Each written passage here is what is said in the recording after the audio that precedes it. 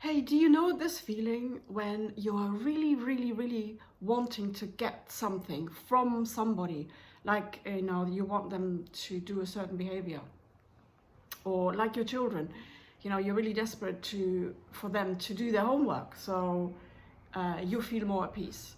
Or you're really desperate to get a job because then you'll have more money, or you feel more appreciated, or you feel more special, you feel you're good at something, or maybe you really want to be heard or seen, and heard, seen, or understood by your guy or your girl in your relationship.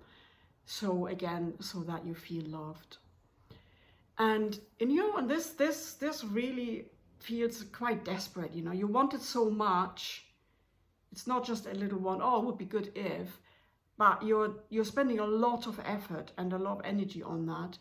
And you're finding in your head, you're telling yourself a lot of stories about this one outcome that you really feel you need to have.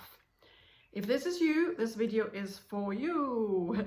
Hey, I am Cummins. I am the founder of liberatinghearts.com and an energy healer and a spiritual mentor. And I'm here to really help you to live your life more from love instead of from your mind, your ego mind, and, for instance, from desperation.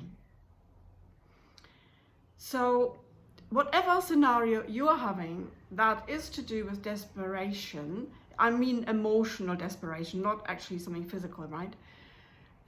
You are either wanting to get something from people, you're wanting to have something, or you want them to do something. You need something from other people, or you might feel that you need to gain something, you need to create something for yourself in order to get something. For instance, more money, like in form of a better job or a different job or a new career, or you feel really desperate to lose weight, and it feels like really uncomfortable that you have so much weight, or you feel, for instance, what's another example? You're desperately working on getting something, or maybe you want to get a promotion, maybe you want to get a great grade in something.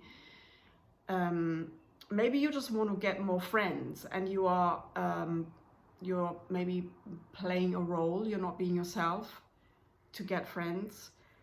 And again, so what I want you to become aware of, number one, if you are telling yourself a story again and again and again about a certain achievement that you want to have, or a certain something that you want to get from people, as these two options, right? Getting something from people or achieving it yourself. And it's become so important that you are feeling desperate. If you're really honest, you are actually feeling desperate now. And what's going on there is that you are not aware of the desperation, maybe yet, but you are aware of that you are telling yourself stories in order to get something. For instance, in my case, I've been working this month on not needing or wanting to get guys to dance with me when I do my hobby, which is dancing tango. And it's been a journey to understand really, why is it so important that I need to get these guys to dance with me? My answer was always, because I love it so much. It's joy, so it's for a good purpose. And that was quite tricky, because usually when you want something from other people, you want them to behave in a certain way, it's because when you really look at that closely, you want to be loved, really. If you want to be seen or heard or understood, it's because you want to be loved. Or if you feel like you want to have a special promotion, which is again getting something from your boss, you want that to maybe either be seen as academic, clever, intelligent, and you want to receive some accolades, and you want to be viewed as someone who's got something, who is, up for the job. And again, really, it's about getting recognition, right? And in order to be loved. So when you look at the story, why you're feeling desperate, it's really always about wanting to be loved, or wanting to be wanted, wanting to be somebody. And if you are wanting, and then you, as a result, you know, in order to get that thing, in order to get that love or that recognition, you might start demanding things of people, telling them what they should be doing. You might manipulate them into doing something, or you might push them. Come on, do this, yeah.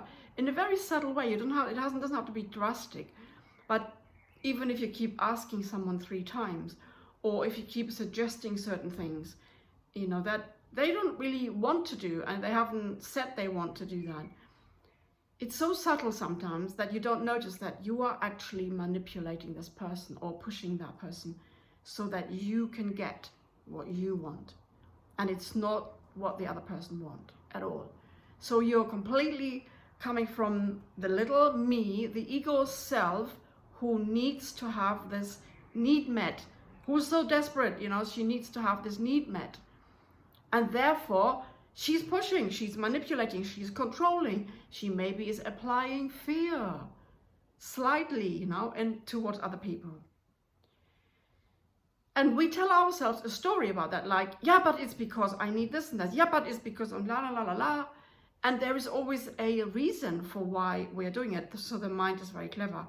It tells you the reason why you're doing this, because it feels very needy. The ego mind feels very needy, and it's desperate. It's so desperate to get this thing. Otherwise, it thinks it will die. You know, that's really what's behind that. And you know why this is all happening. And it can also be applied, you know, if you feel like you want to. I want to explain this a little bit, because I've got someone in my life. I've just talked about this with a friend. She's you know, wanting to lose weight, for instance, and this is a very common thing, you know. Or yeah, sometimes it's about wanting to get more money also, but that's maybe off the topic a little bit. Let's just stay with for instance, wanting to gain more weight, or becoming fitter, or looking better, you know, in yourself. And I was realized when I listening to the story of my friend, who's tried everything and nothing has succeeded, right? She's really tried. I realized that it's all about the inner child, the little me, needing to be loved again. And she can't love herself the way she's at the moment, with the extra weight on, because actually her father in the past, when she was very small, made a comment about her extra little weight that she had on, say already at age 5 or 6. And that little comment meant for her, oh, I'm fat and that's not good. And I won't get the love and the appreciation if I am like that. So she started to resist that, not like that, and didn't want to be like that, and felt she's not okay the way she is, because of that one comment.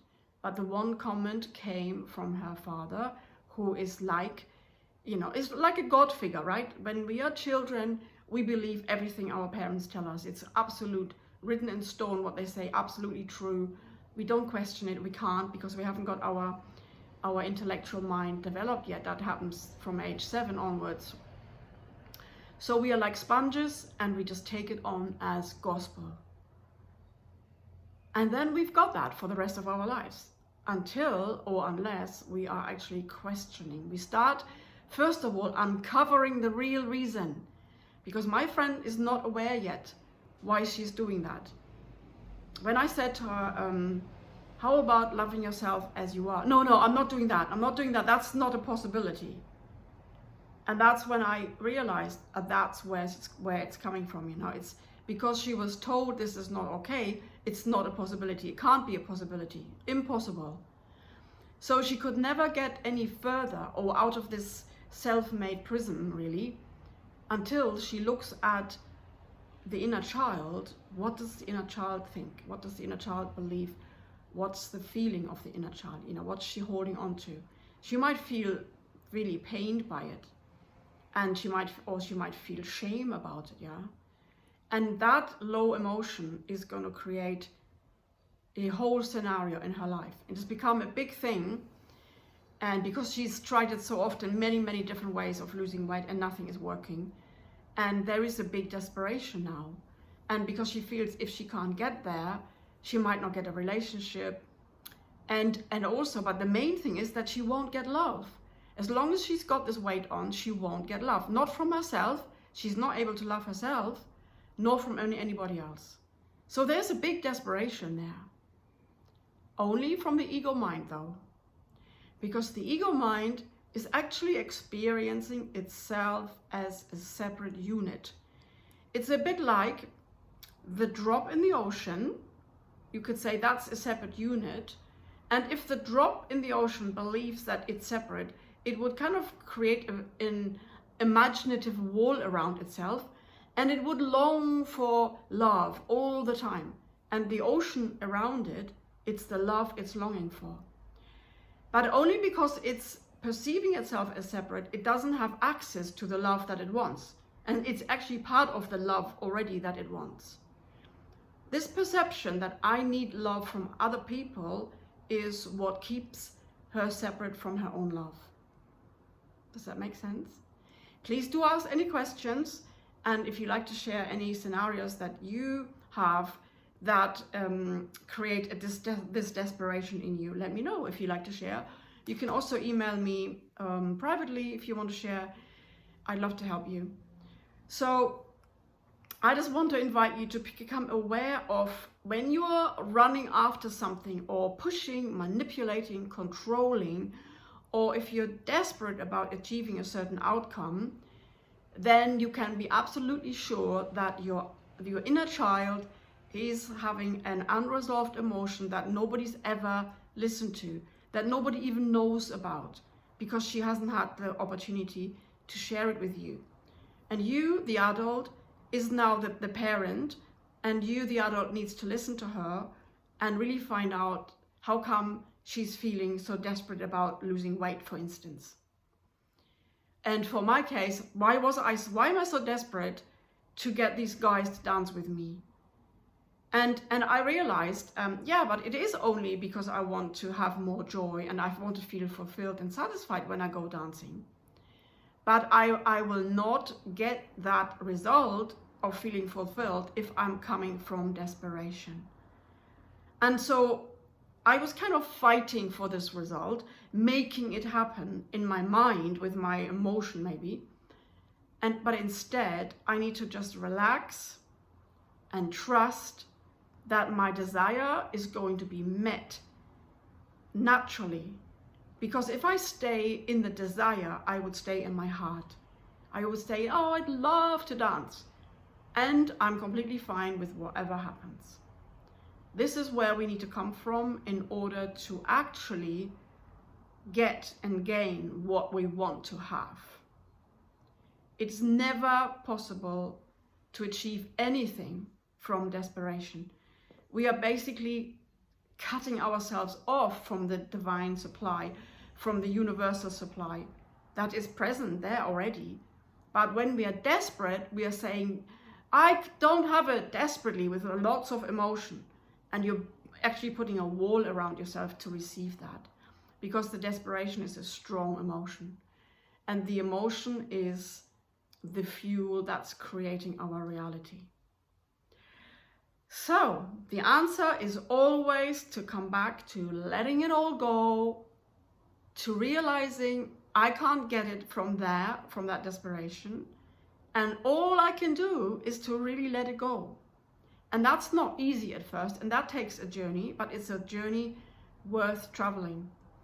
Because if you get to that place where you actually can let go, and I've gotten to that place now, I'm looking at those people who didn't want to dance with me, and they all have their reasons. It's fine, whatever reason they have, it's got nothing to do with me anyway.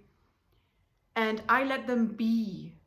I don't want to manipulate them, command them to do something, push them, control them, whatever. Because that is not feeling good to them. They will not like me. They will definitely not dance with me if they sense that energy.